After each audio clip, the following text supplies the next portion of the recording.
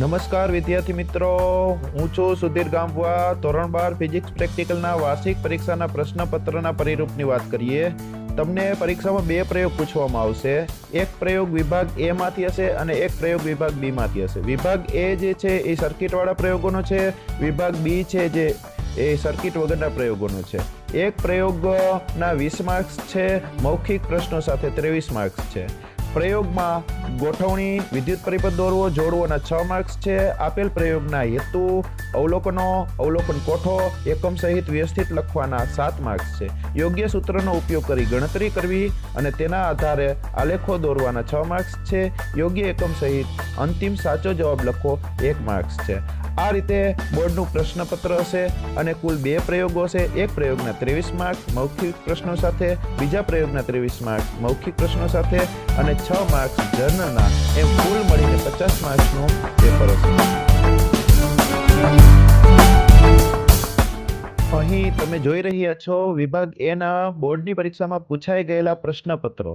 અહીં પ્રશ્નપત્રો રજૂ કરેલા છે, જેમાં એક કોર્નર ઉપર વિદ્યાર્થીનો બેઠક નંબર લખેલો છે અને એક કોર્નર ઉપર ટેબલ નંબર લખેલો છે.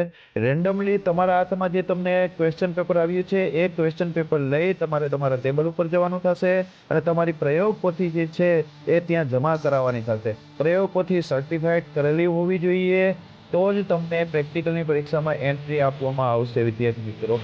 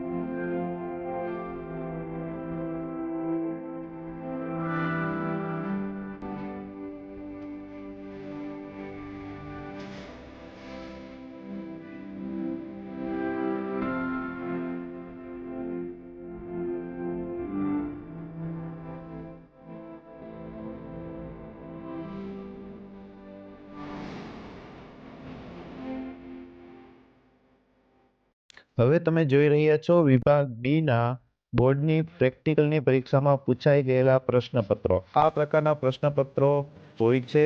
આ પ્રકારના પ્રશ્ન પૂછાયેલા હોય છે. તમને કેવો પ્રકારનો પ્રશ્ન પૂછાયેલો છે એ પ્રમાણે તમારે પ્રેક્ટિકલ કરવાનો થશે, એ પ્રમાણે તમારે આલેખો દોરવાના થશે અને એ જ પ્રમાણે તમારે ગણતરી કરી અને પરિણામ લખવાનું થશે.